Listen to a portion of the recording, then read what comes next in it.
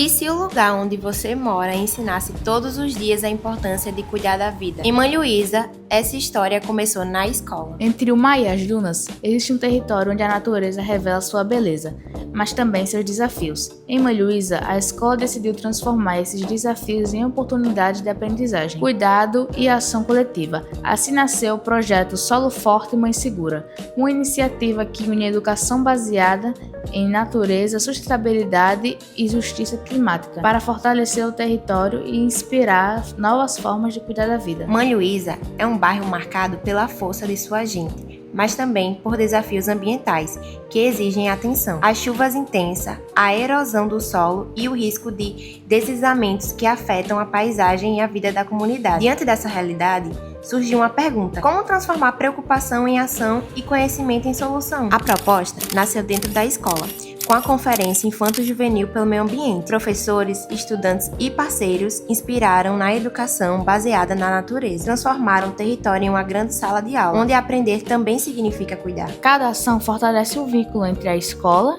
natureza e comunidade. A compostagem devolve vida ao solo. As oficinas e atividades de campo despertam o olhar crítico sobre o território. Assim, estudantes tornam-se protagonistas da construção de soluções para os desafios ambientais. O projeto fortaleceu a aprendizagem, ampliou o desenvolvimento das famílias, consolidou parcerias e inspirou novas práticas sustentáveis. Mais do que resultados ambientais, cultivou pertencimento, responsabilidade e esperança, mostrando que a transformação acontece quando a comunidade aprende e atua em conjunto. O futuro já começou. O fortalecimento do protagonismo estudantil representa novos passos rumo a um território mais resiliente. A proposta do Solo Forte, Mãe Segura, vai além dos muros da escola. Queremos que cada estudante seja um multiplicador desse conhecimento, levando práticas sustentáveis para suas casas, suas ruas e sua comunidade. Já estamos expandindo o Solo Forte Mãe Segura por meio de material educativo, coleção Território que Cuida, os Guardiões do Parque das Dunas, a possibilidade de implantação de hortas comunitárias em áreas de risco estabilizadas e outros espaços públicos,